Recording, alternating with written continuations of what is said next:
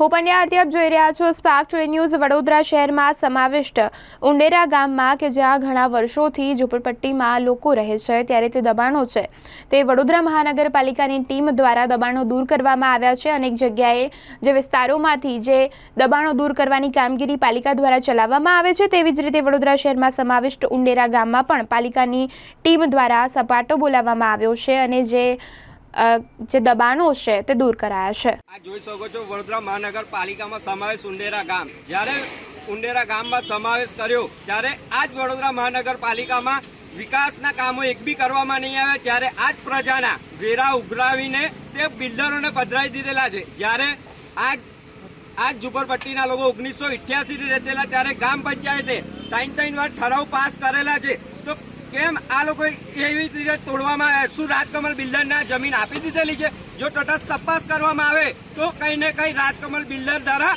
આ લોકોને કોર્પોરેશન પર દબાણ કરીને આ ગરીબોના ઘર તોડવામાં આવે છે। જ્યારે અમે આગામી દિવસોમાં જ્યારે વડોદરા મહાનગરપાલિકામાં ગયેલા ત્યારે આ જ પ્રજાને બાંયધરી આપેલી કે જ્યાં સુધી તમને ઘર તોડવામાં નહીં આવે ત્યાં સુધી ઘર આપવામાં નહીં આવે ત્યાં સુધી આ ઘર તોડવામાં નહીં આવે।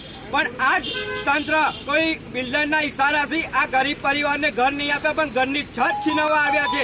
પણ તમારા માધ્યમથી કહેવા માંગુ છું કમિશનરને કે આજ પ્રજા કાલે તમારા ત્યાં આવશે જ્યાં સુધી ઘર નહીં મળે ત્યાં સુધી આ પ્રજાને તમારા ત્યાં પાલવવી પડશે। સબીર ચૌહાણ, સામાજિક કાર્યકર્તા। સાહેબ, મારું મકાન દિવાળી નોરતામાં મારું તોડેલું જે પ્રોજેક્ટ હતો એ અને મેં મારી જાતે તોડી નાખેલું કે તમને આવાસ તો મેં 50,000 રૂપિયા ભરી દીધા છે। હજુ સુધી મને મકાન તો મળી ગયું છે પણ ત્યાં છે લાઇટ પાણીની વ્યવસ્થા નથી, પ્લસ ત્યાં છે ત્રાહિક વ્યક્તિઓ રહે છે, દારૂવાળા રહે છે અને જેને પૂછે ને એને કે અમે ભાડે રહીએ છીએ તો ભાડે કોર્પોરેશને ફાળવેલા છે કે સરકાર તરફથી એમનો ઓર્ડર આવેલો છે? બસ તમે એક વખત સાંજે 6 વાગે ત્યાં જાઓ, ત્યાં કેવા મિલી ભગતો ચાલે, ત્યાં કૂટણખાના બી ચાલતા હશે, બરોબર? હવે આ ઘર તોડ નાખ્યું, તમે ક્યાં રહેવા જશો? હવે હું તો એક પટેલના ત્યાં અહીં ઉંડેરાના જે સરપંચ છે એમના ત્યાં રહું છું અત્યારે।